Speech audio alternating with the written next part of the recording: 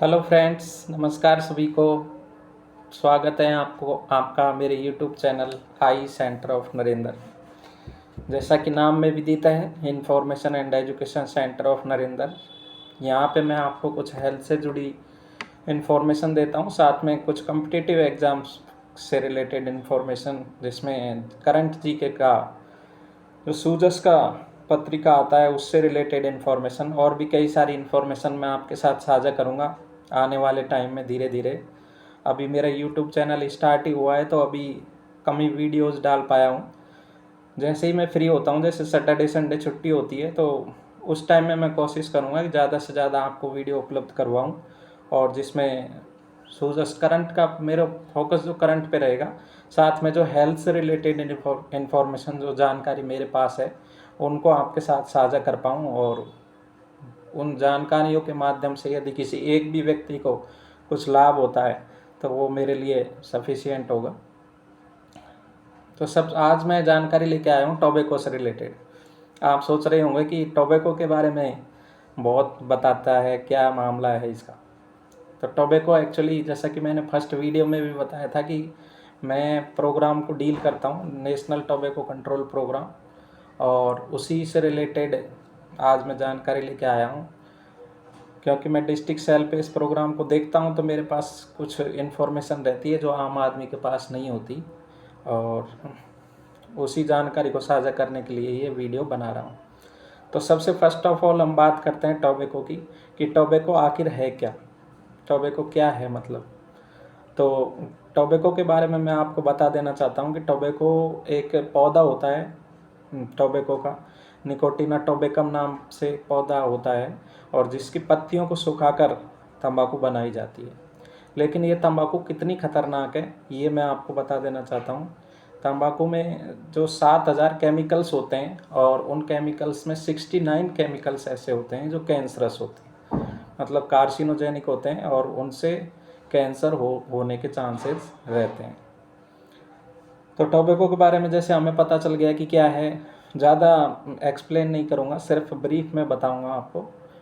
तो टोबैको के बारे में पता चल गया टोबैको क्या है।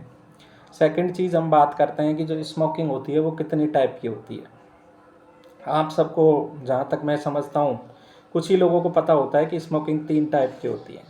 वैसे तो जनरली जो आम आदमी देखता है स्मोकिंग को 2 ही टाइप से मानता है, कि फर्स्ट हैंड स्मोकिंग और second hand smoking, active smoking और पैसिव स्मोकिंग। एक्टिव तो वो जो स्मोकिंग करता है, और पैसिव वो जो आसपास बैठे रहते हैं, जो उस धुएं को इनहेल करते हैं, वो पैसिव स्मोकिंग है। लेकिन ऐसा नहीं है, इन दोनों के अलावा एक थर्ड टाइप की स्मोकिंग भी होती है, उसको बोलते हैं third hand smoking. First hand smoking, second hand smoking and third hand smoking. Third hand smoking वो होती है, जैसे आपने कभी फील किया होगा, जैसे बस स्टैंड पे कोई बाथरूम है और वो क्लोज बना हुआ है, तो उसमें मान लो कोई स्मोकिंग करके गया है, तो वो जो फ्यूम्स होते हैं वो दीवारों पे चिपक जाते हैं, और जो उस एनवायरनमेंट में रहते हैं वो 3 से 6 महीने तक, जब तक उसकी धुलाई नहीं होती तब तक वो एनवायरनमेंट में रहते हैं। तो वो जो फ्यूम्स, जो अदर पर्सन जो मतलब स्मोकिंग नहीं करता है, ना स्मोकिंग करने वाले के पास में खड़ा है, लेकिन वो यदि उस बाथरूम का यूज कर रहा है, तो वो जो धुएं के फ्यूम्स के जो कण हैं वो उसके अंदर जाएंगे, और वो भी स्मोकिंग का कारण बनते हैं। एक इसमें एग्जांपल ये ले सकते हैं, जैसे घर में किसी ने स्मोकिंग की है और घर में छोटा बच्चा है, और तो वो जो स्मोकिंग के पार्टिकल्स हैं वो दीवारों पे, जैसे टेबल पर, नीचे फर्श पर वो चिपक जाते हैं। और बच्चा यदि वहाँ जैसे क्रॉल कर रहा है, या फिर मुंह से दीवार वो उसको टच कर रहा है, टेबल को या फिर फर्श को टच कर रहा है, तो वो जो स्मोकिंग के पार्टिकल्स हैं वो उसके अंदर भी जाते हैं। तो ये होती है थर्ड हैंड स्मोकिंग। ये आपके लिए एक नई जानकारी होगी जहाँ तक मैं समझता हूँ। अब बात करते हैं कि क्यों आदत लग जाती है स्मोकिंग की। हम जूस पीते हैं तो हमें जूस की तो आदत नहीं लगती, लेकिन स्मोकिंग की क्यों लग जाती है, क्या होता है इसमें ऐसा। तो आपको जानकारी के लिए बता दूं कि स्मोकिंग में एक निकोटीन प्रोडक्ट होता है, आप सभी जानते हैं। वो एक एडिक्टिव एजेंट का काम करता है। वो हमारी लत लगाने में, हमें लत लगाने में एक महत्वपूर्ण भूमिका निभाता है। वो करता क्या है, जैसे हम स्मोकिंग करते हैं तो निकोटीन हमारे ब्लड में जाता है, और ब्लड के थ्रू वो सारी बॉडी में सर्कुलेट होता है। तो जैसे ही वो ब्रेन में जाएगा तो ब्रेन में वो कुछ हार्मोन सिक्रीट करेगा, जैसे डोपामीन है, नॉर एड्रेनलिन है। इनसे क्या होता है, वो हैप्पी हार्मोन्स हैं जो आदमी को रिलैक्स फील करवाते हैं कि बहुत अच्छा फील हो रहा है और किसी प्रकार की कोई स्ट्रेस नहीं है, किसी प्रकार का कोई एंजाइटी नहीं है।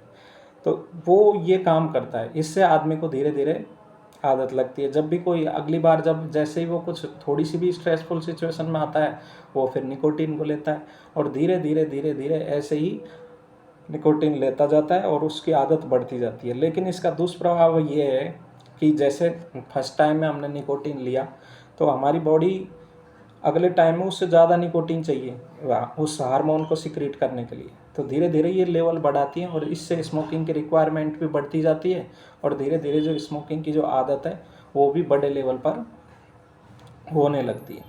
तो ये कारण है कि इसकी लत पड़ जाती है और हमें जो उसकी दूध की इनकी लत नहीं होती, क्योंकि इसमें एक एजेंट ऐसा होता है जो एडिक्टिव का काम करता है। अब एक कारण और कुछ जो सपोर्टिंग फैक्टर्स हैं, स्मोकिंग हम स्टार्ट क्यों करते हैं, क्योंकि जब हम कॉलेज में जाते हैं तो कुछ पीयर प्रेशर रहता है, कुछ जो एक तो एज ग्रुप हमारा उस टाइम पे इस तरह से रहता है कि ज़्यादा सोचने समझने की शक्ति नहीं होती और जो फ्रेंड्स करते हैं वो हमें ठीक लगता है, तो एक पीयर प्रेशर रहता है, कूल दिखने का वो रहता है, क्रेज़ रहता है कि कूल दिखते हैं इससे, तो स्मोकिंग प्रारंभ कर देते हैं। कुछ जैसे मैंने बताया कि स्ट्रेस रिलीविंग वो कुछ हैप्पी हार्मोन्स वाला भी सिस्टम है, तो वो रिलीव होते हैं, तो उससे भी वो होती है, एक क्यूरोसिटी रहती है कि क्या होता है इसको पीने से, तो तब धीरे धीरे स्टार्ट होता है। तो ये कई कारण हैं जिनसे स्मोकिंग की आदत लगती है। और जैसा कि हम एडवर्टाइजमेंट में देखते हैं कि बड़े बड़े जो अभिनेता हैं वो स्मोकिंग करते हुए दिखाते हैं, तो ये सब चीज़ों से स्मोकिंग की आदतें बढ़ती जाती हैं और स्मोकिंग हमारे समाज में सबसे जो मेन कारण जहाँ मैं समझता हूँ कि ये सोसाइटी एक्सेप्टेबल है।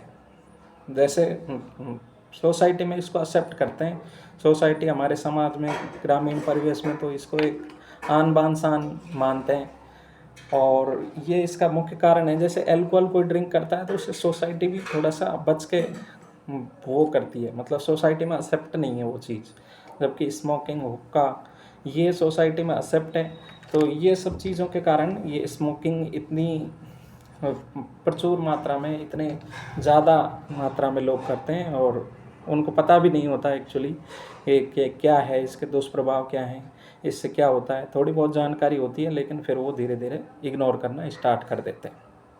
अब बात करते हैं इसके साइड इफ़ेक्ट की। साइड इफ़ेक्ट तो मैं एक ही लाइन बताना चाहूँगा कि इसके साइड इफ़ेक्ट इतने हैं कि हेड से और टो तक, जो हमारे पैर का अंगूठा है वहाँ तक कोई भी ऐसा ऑर्गन नहीं है जिस पे ये साइड मतलब ये बुरे प्रभाव नहीं डालता हो। धीरे धीरे धीरे धीरे सब पे इसके अफेक्ट आते हैं। Diabetes, hypertension, cancer, lung cancer, oral cancer, breast cancer, सभी तरह के कैंसरों में, जैसे मैंने बताया शुरू में ही कि 69 केमिकल्स होते हैं जो कार्सिनोजेनिक होते हैं जिनसे कैंसर होता है, वो इसमें पाए जाते हैं। तो फ़ायदा तो इसमें कुछ नहीं है, सिर्फ नुकसान ही नुकसान है, साइड इफ़ेक्ट ही साइड इफ़ेक्ट। तो 3-4 क्वेश्चन अभी तक मैंने आपको बता दिए, थोड़ा सा उनको ब्रीफ कर देते हैं। तो सबसे फर्स्ट हमने लिया था टोबैको क्या है, सेकंड हमने लिया था कि स्मोकिंग के टाइप क्या हैं, स्मोकिंग की आदत क्यों लग जाती है, क्या कारण है और क्या इसके साइड इफ़ेक्ट है। अब बात करते हैं कि मतलब जो कंपनियां होती हैं टोबैको कंपनीज, वो उनके पास ऐसे लोग होते हैं जो इन चीज़ों को प्रमोट करें, उनकी प्रॉपर प्लानिंग होती है, प्रॉपर जो लोग वो अपॉइंट करते हैं कि किस तरीके से इसको और बढ़ाया जा सके पब्लिक में और किस तरीके से जो युवा पीढ़ी है उसको इस और आकर्षित किया जा सके ताकि उनका धंधा, उनका बिजनेस लगातार चलता रहे, किसी भी तरह की गिरावट उसमें नहीं आए। कभी वो फ्लेवर्ड हुक्का लेके आ जाते हैं, कभी किसी एक्टर से वो प्रमोशन करवा देते हैं, कभी गुटखा में, कभी किस में, तो वो नई नई टैक्टिक्स लगाते हैं इसको प्रमोट करने के लिए। लेकिन मैं सभी युवा साथियों से अपील करना चाहूँगा कि जब हमको पता है कि इसके साइड इफ़ेक्ट क्या हैं, क्या इससे नुकसान हो रहा है, तो थोड़ा सा अपने दिमाग का, अपनी बुद्धि का सदुपयोग कीजिए और इन टैक्टिक्स में मत फंसिए। तो मैं तो यही अपील करना चाहूँगा कि कोई भी इसको ना ले। अब अगले क्वेश्चन के लेते हैं कि गवर्नमेंट इसको स्टॉप क्यों नहीं कर रही, जब इतना सब पता है, इतनी सारी चीज़ें हैं, तो गवर्नमेंट क्यों स्टॉप नहीं करी। जैसे हम कई मीटिंग्स में जाते हैं, कई बच्चों की काउंसलिंग करने के लिए जाते हैं, तो ये एक मोस्ट कॉमन क्वेश्चन आता है कि गवर्नमेंट इसको स्टॉप क्यों नहीं कर रही जब इतना ही सब है। तो इसके लिए मैं आपको बता देना चाहता हूँ, एक्चुअली 3 वर्सेस 1 मिनिस्ट्री का वो चल रहा है, इसमें कॉन्फ्लिक्ट चल रहा है। 3 मिनिस्ट्री हैं जो इसके फेवर में है। जैसे मिनिस्ट्री ऑफ लेबर है, क्योंकि मैंने बताया कि टोबैको एक फसल है, और फसल है तो उसमें रोज़गार में लोग भी लगे होंगे, बहुत सारे लोग इस धंधे को करते हैं, तो जो रोज़गार का एक इशू आता है इसमें। और सेकंड जो मिनिस्ट्री है, मिनिस्ट्री ऑफ एग्रीकल्चर, क्योंकि ये फसल है तो एग्रीकल्चर मिनिस्ट्री का रोल आता ही है।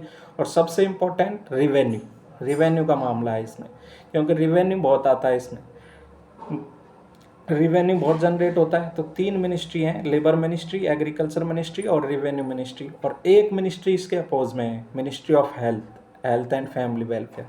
हालांकि ये सब चीज़ें बता दी गई हैं, गवर्नमेंट के सामने रख दी गई हैं कि इससे जो मतलब ये तीनों मिनिस्ट्रियाँ मिलकर जितना गवर्नमेंट को फ़ायदा नहीं हो रहा, उतना उससे ज़्यादा नुकसान हो रहा है हेल्थ में। हेल्थ जो इंफ्रास्ट्रक्चर बन रहा है, हेल्थ पे बर्डन बढ़ रहा है इन पेशेंट्स का। तो गवर्नमेंट भी धीरे धीरे अवेयर हो रही है और इसको रोकने की तरफ कदम बढ़ा चुकी है। अभी जैसे आपने सुना होगा एंड्स, यदि आपकी नॉलेज में हो, यदि आप में से कोई जानता हो एंड्स का मतलब होता है ENDS, electronic nicotine delivery system. जैसा कि मैंने बताया कि कंपनियां नई नई टैक्टिक्स लाती हैं, तो उसी टैक्टिक्स का एक भाग था कि इलेक्ट्रॉनिक सिगरेट आने लग गई अब। मतलब उसमें जो धुआं है वो नहीं निकलेगा, और सिर्फ फ्यूम्स निकलेंगे, और वो चार्जेबल होती है, और जैसे हम पेन ड्राइव दिखती है वैसे ही वो इलेक्ट्रॉनिक सिगरेट होती है, उसको जूल भी बोलते हैं हम लोग। लेकिन गवर्नमेंट ने क्या किया, 2019 में एक एक्ट निकाल दिया, Paika act, prohibition of electronic cigarette act. उसमें क्या है कि इलेक्ट्रॉनिक सिगरेट भारत में बैन है, कुछ कंट्रीज़ में हालांकि वो चल रही है, और उससे बहुत ज़्यादा लेवल पे स्मोकिंग फैल जाती है यदि ये गवर्नमेंट इस तरह का वो पैका एक्ट नहीं लाती तो। क्योंकि अभी भी काफ़ी लेवल पे भारत में चल रहा है ये सब, और यदि पैका नहीं लाती तो फिर वो धीरे धीरे इलेक्ट्रॉनिक सिगरेट में वो रूपांतरित हो जाती, जो अब चल रहा है जैसे बीड़ी सिगरेट जो चल रही हैं, वो धीरे धीरे इलेक्ट्रॉनिक सिगरेट के रूप में आ जाती। तो गवर्नमेंट भी अपने लेवल पर प्रयास कर रही है, अवेयरनेस हैं, कुछ अवेयरनेस चलती रहती हैं, स्कूल्स में आपने जो बोर्ड्स देखे होंगे वो चलता रहता है। अब बात करते हैं कि इसको छोड़ कैसे सकते हैं। देखो, सबसे पहले तो है इसको छोड़ने का मोस्ट जो प्रभावी और जो प्रैक्टिकल वो तो विल पावर है। यदि आदमी की विल पावर है तो वो झटके में छोड़ देगा, कुछ लोग छोड़ भी देते हैं, ऐसी बात नहीं है।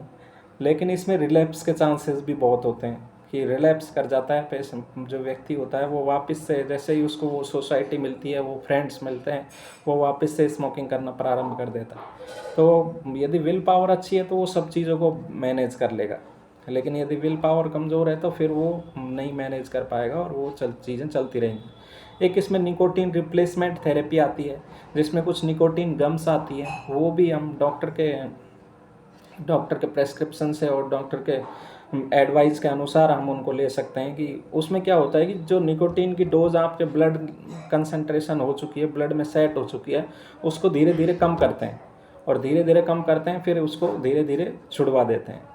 तो ये निकोटीन रिप्लेसमेंट थेरेपी है। और भी कुछ मेडिसिन्स हैं।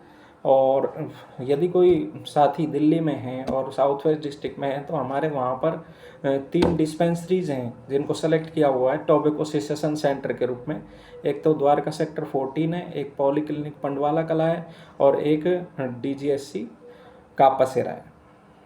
तो ये 3 हेल्थ फैसिलिटीज़ हैं जहाँ पे जाके आप 12 से 2 3 डेज़ वो सिर्फ यही काम करते हैं कि टोबैको से रिलेटेड काउंसलिंग, क्या उनको थेरेपी दी जा सकती है, वहाँ जाके वो सर्विसेज को अवेल किया जा सकता है। तो जैसा कि मैंने थोड़ा थोड़ा सा भी ब्रीफ कर दिया है, और मेरी फर्स्ट जो वीडियो थी उसमें ही मैंने कोटपा के बारे में बताया था। COTPA 2003 cigarette and other tobacco product act चल रहा है गवर्नमेंट का, और उसमें भी 4 सेक्शन है, सेक्शन 4, 5, 6 और 7। जो 4 है वो पब्लिक प्लेस में स्मोकिंग के लिए मना करता है। 6A में 18 ईयर से छोटा बच्चा किसी प्रकार के टोबैको प्रोडक्ट को बेच नहीं सकता।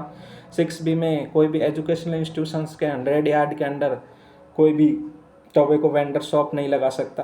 सेक्शन जो 5 है उसमें ये है कि किसी भी प्रकार के जो टोबैको वेंडर्स होते हैं, आपने देखा होगा कि एलईडी चलती रहती है पीछे सिगरेट, वो कानूनी रूप से जुर्म है और उसमें सीधा सीजर मेमो बनता है और उसको जेल भी हो सकती है। उसमें चालान नहीं है, उसमें सीधा कोर्ट का प्रावधान है कि कोर्ट में उसको ले जाया जाए और उसकी शॉप को सील किया जाए। और सेक्शन 7 है, आपने देखा होगा कि सिगरेट के पैकेट में वार्निंग होती है, उसमें ये गवर्नमेंट की कोर्ट में गाइडलाइन है कि आपके वो जो पैकेट होता है उसमें पिक्टोरियल वार्निंग होना कंपलसरी है, पिक्टोरियल वार्निंग होना ही चाहिए। ये आपने कभी नोटिस नहीं किया हो तो देखना, क्योंकि वो कोर्ट पा के सेक्शन 7 में लिखा हुआ है ये सब चीज़। और एक हेल्पलाइन नंबर भी है, वो सभी सिगरेट के पैकेट्स में रहती है। यदि किसी भी सिगरेट के पैकेट में ये इस तरह की कोई हेल्पलाइन नहीं है, कोई पिक्टोरियल वार्निंग नहीं है, वो कैंसर वाले पेशेंट का फ़ोटो नहीं लगा हुआ है, तो वो इलीगल सिगरेट है और वो बाहर से इम्पोर्टेड सिगरेट है, इम्पोर्टेड सिगरेट का पैकेट है, तो वो भी अलाउ नहीं है किसी भी वेंडर को रखना। उसमें भी सीधा सीजर में वो बनता है और कोर्ट में वो चालान पेश होता है। तो जैसा कि मैं देख रहा हूँ कि 15-16 मिनट की वीडियो हो चुकी है, तो वीडियो को अब समाप्त करते हैं। साथ में यही रिक्वेस्ट करते हैं कि ये जो जानकारी मैं आपको प्रोवाइड करवाता हूँ, इनको शेयर कीजिए और मेरे चैनल को सब्सक्राइब कीजिए, ताकि ज़्यादा से ज़्यादा लोगों तक इन्फॉर्मेशन जा सके। और आपने मुझे धैर्यपूर्वक सुना, इसके लिए थैंक यू।